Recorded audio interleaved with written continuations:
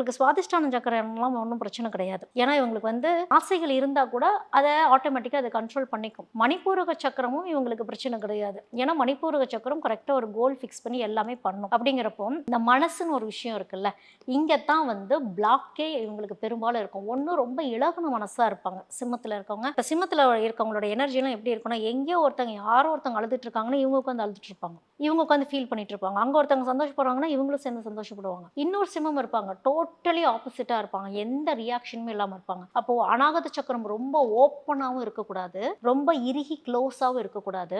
சிம்மத்துக்கு எப்படி இருக்கணும்னா, மொட்டு மலர்ந்த மாதிரி இப்படி இருந்தால் போதும். சிம்மத்துக்கு பெரும்பாலான சிம்மத்துக்கு ஃபுல் க்ளோஸ்டாக இருக்கும் சக்கரம், அநாகத சக்கரம். இது டோட்டலாக பூ ஃபுல்லாக விரிஞ்சிட்டா எப்படி இருக்குங்கிறது தான் அந்த மனசு. இந்த மனசை இவங்க வந்து கரெக்டாக அந்த எமோஷனல் பேலன்ஸு, இந்த ஈகோ சம்மந்தப்பட்ட விஷயங்கள் எல்லாமே இவங்க தெளிவாக ஆக்கிடணும். இவங்களுக்கு வந்து இங்க இருக்கக்கூடிய இந்த சக்கரம் இருக்கு இல்லையா, இந்த ஆக்ஞா சக்கரம் அப்படின்னு பார்க்குறப்போ இவங்களுக்கு தெய்வத்தோடைய கனெக்டிவிட்டி அப்படிங்கிறத விட சிம்மத்துக்கு சித்தர்களுடைய கனெக்டிவிட்டி நல்லா வரும். அப்போ இந்த ஆக்ஞா சக்கரம் வந்து ஃபுல் ஓப்பனாக இருக்காது, ஆனால் சகசிரராரா இவங்களுக்கு ஓப்பனாக இருக்கும் சிம்மத்தில் இருக்கவங்க. அதனால தான் இவங்களுக்கு வந்து பயம் உடனே வந்துடும். திடீர்னு ஒரு குழந்தைத்தனம் வர்றது, சொல்கிற விஷயங்கள் டக்குன்னு எனக்கு புரியலன்னு ஒன்று இருக்கிறது இல்லையா,